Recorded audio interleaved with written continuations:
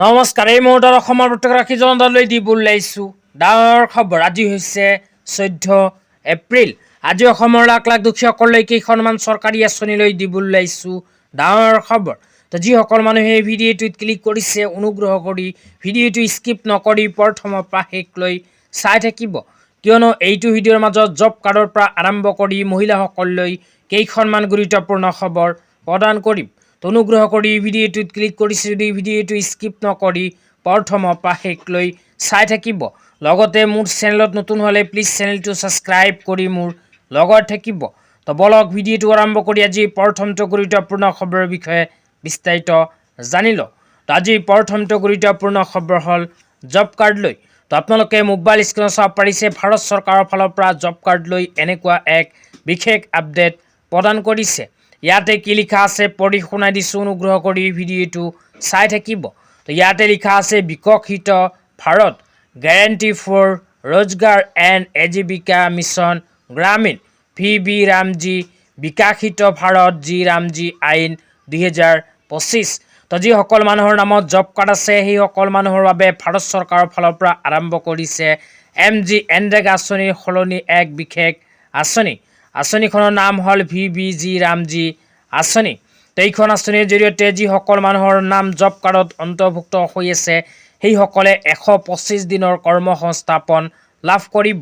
তো আগতে MG NREGA আঁচনিৰ অধীনত জব কাৰ্ডৰ সহায়ত 100 দিনৰ কৰ্মসংস্থাপন প্ৰতি বছৰতে প্ৰদান কৰিছিল, কিন্তু এইখন আঁচনি আৰম্ভ হোৱাৰ লগে লগে আপোনালোকে 125 দিনৰ কৰ্মসংস্থাপন লাভ কৰিব জব কাৰ্ডৰ সহায়ত।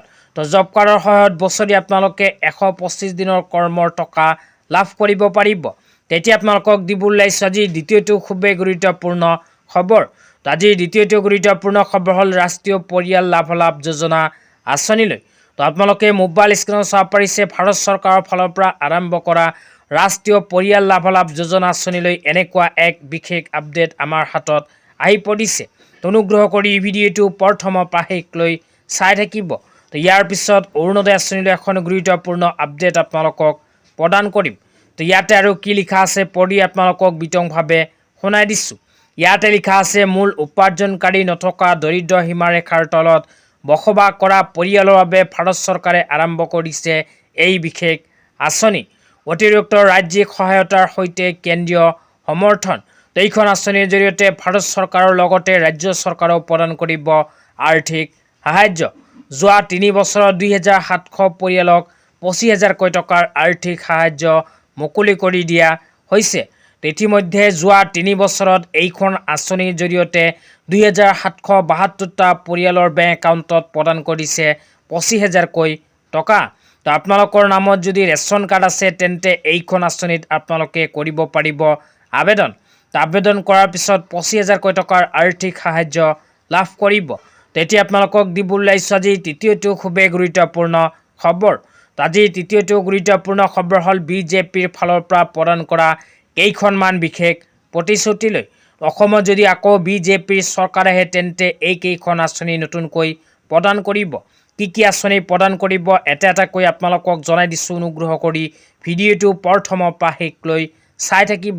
ইয়াতে 1 নম্বৰত কোৱা হৈছে 18,000 কোটি ব্যয়েৰে বানমুক্ত অসম অভিযান। 2 নম্বৰত কোৱা হৈছে 2 লাখ নিবনুৱাক চৰকাৰী চাকৰি, নতুনকৈ 2 লাখ চৰকাৰী চাকৰি প্ৰদান কৰিব।